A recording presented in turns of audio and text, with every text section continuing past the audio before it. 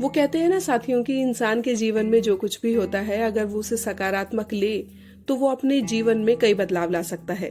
न केवल अपने जीवन में बल्कि दूसरों के जीवन में भी वो बदलाव ला सकता है और कई बार तो ये बदलाव बड़े पैमाने पर समाज और देश के लिए भी हो जाते हैं। हाल ही में भारत सरकार ने वर्ष 2020 के लिए पद्म पुरस्कार दिए, जिसमें कई हस्तियों को पुरस्कृत और सम्मानित किया गया था। इन्हीं में से एक है कर्नाटक के मैंगलोर में रहने वाले हरिकाला हजब्बा। इस वीडियो में हम बात करेंगे हरिकाला के जीवन के बारे में और जानेंगे उस प्रेरणा के बारे में जिसने उन्हें पद्म पुरस्कार तक पहुंचा दिया। दरअसल हरिकाला हजब्बा 68 वर्षीय हैं और वो संतरे बेचते हैं।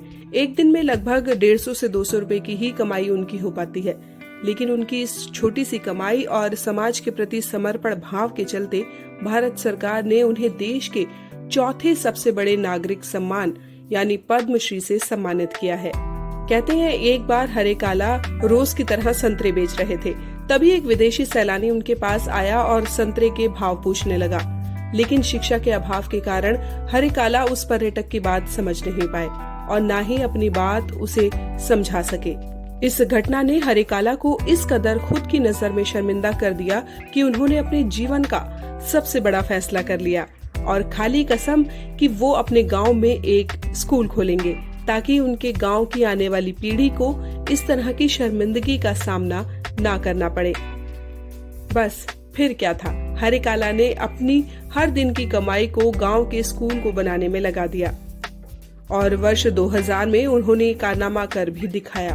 अपनी मेहनत की जीवन भर की कमाई से उन्होंने अपने गांव में स्कूल खोल दिया।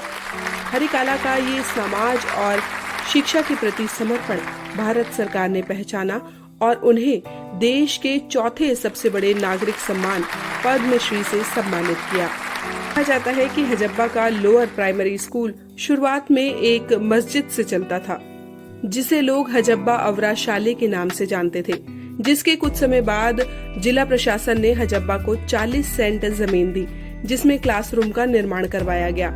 हजब्बा आगे के समय में अपने गांव में प्री यूनिवर्सिटी कॉलेज भी बनवाना चाहते हैं। तो देखा साथियों, इंसान अगर ठान ले तो वो कुछ भी कर सकता है।